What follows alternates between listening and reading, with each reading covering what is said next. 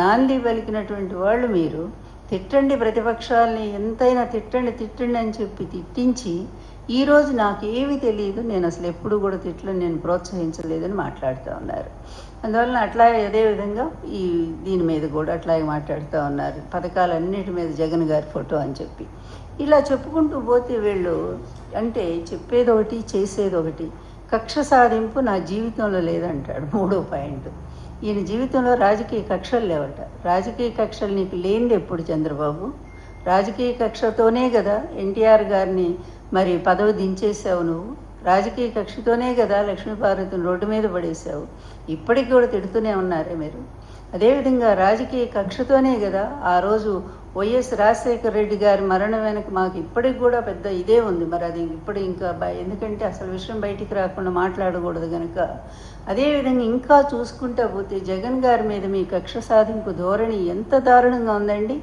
Case కాని case, అసలు కేసే లేనటువంటి దాన్ని సోనియా గాంధీతో కలిసి మీరు ఆ రోజు ఎంత భయంకరంగా ఆ అబ్బాయి మీద, చిన్న అబ్బాయి, నా మిత్రుడు నా స్నేహితుడు వైఎస్ రాజశేఖర రెడ్డి అని చెప్తారే, ఈ ఎంత పచ్చాబద్ధం అండి. మీ మిత్రుడు స్నేహితుడు అయితే మీ మీద వైఎస్ రాజశేఖర రెడ్డి గారు మీ అవినీతి మీద ఆయన ఎందుకు కేసు పెట్టారండి అప్పుడు? అలాగే మీరు అంత గొప్ప మిత్రులైతే ఆయన కొడుకు ఆయన చనిపోయినాక ఇంకా మరి ఆ బిడ్డకు అండగా ఉండాలి కదా.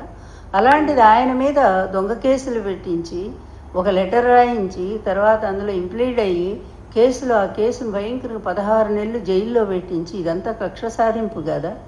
ఈరోజు ఏంటండి, మీరు రాకముందే, ఇంకా ప్రభుత్వం ఏర్పాటు కాకముందే ఎన్ని హత్యలు జరిగినాయండి. వినుకొండలో పాపం ఆ ముస్లిం అబ్బాయిని అతి దారుణంగా, రాషిద్ అనుకుంటా పేరు, అబ్బాయి పేరు రషీద్, ఆ అబ్బాయిని ఘోరంగా చేతులు నరికి, అబ్బా అసలు ఇప్పటికి కూడా దుఃఖం వస్తుంది నిజంగా ఆ దృశ్యము తలుచుకుంటేనే. అలా అంత భయంకరమైన హత్యలు ఎవరి టైంలో చెలరేగిపోయినాయండి. అప్పుడు కూడానండి 95లో 96లో జరిగిన రాయలసీమలో హత్యలు ఒకేసారి 14 మందిని హత్య చేశారు. ఆ అబ్బాయి పేరు నేను చెప్పను. అంతమందిని హత్య చేసిన అతను వెనకున్నది ఎవరు? మీరే కదా. అదేవిధంగా ఇప్పుడు కూడా మీ వాళ్ళు చెలరేగిపోయి తెలుగుదేశం వాళ్ళు పాత కక్షలన్నీ కూడా కడుపులో పెట్టుకొని హత్యా రాజకీయాలకి పూర్తిగా తెగబడితే మీరు నాకు అసలు ఏమంటవా, నాకు కక్ష సాధింపు లేదా, నీ కొడుకు చేస్తుంది ఏంటయ్యా? రెడ్ బుక్ రాజ్యాంగం కదా. ఎక్కడికక్కడ అందరినీ కూడా సోషల్ మీడియా వర్కర్స్ అందరినీ కూడా ఎందుకు అరెస్ట్ చేస్తున్నారు? అదేవిధంగా మాట్లాడుతూ ఒక సిద్ధాంతపరంగా విమర్శలు చేస్తే విమర్శలు సిద్ధాంతపరంగా ఎదుర్కోండి. అది చేతగాక వాళ్ళ మీద కేసులు పెట్టడమా, వాళ్ళని తీసుకుపోయి జైల్లో లేని అక్రమ కేసులని. నిన్న హైకోర్టు ఏం చెప్పింది? మీరు చేస్తున్న తప్పుడు విధానాలని చెప్పిందా లేదా? పోలీసుల్ని మీ చేతిలో ఒక కీలుబొమ్మలాగా చేసుకొని ఇష్టం వచ్చినట్టుగా ఈరోజు చేస్తూ ఉన్నారే. ఇది అసలు పరిపాలన అంటారా? ప్రజాస్వామ్యం అని అంటారా? ఇది ఒక రాక్షస పాలనలాగా లేదా? ఒక నిరంకుశ విధానం లేదా?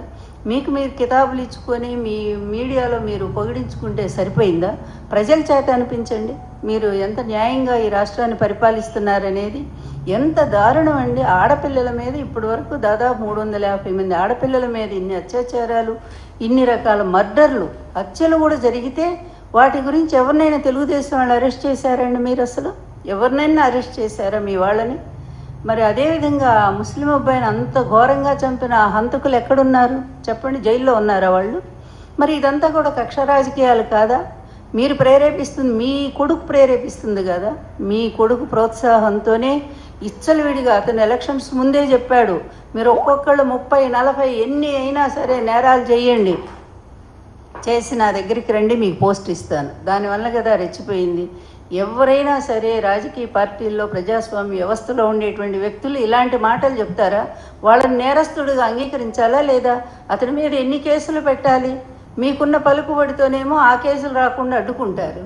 స్వయంగా లూటీ చేసినటువంటి రాష్ట్రాన్ని దోపిడీ చేసి మీరు ఫైబర్ నెట్ కానీ లేకపోతే స్కిల్ స్కామ్ కానీ వీటన్నిటిలో మరి ఎంత డబ్బు కాజేశారో అన్ని కేసులు వచ్చినా కూడా వాటిని కూడా మాఫీ చేసుకోవడానికి ప్రయత్నిస్తారు.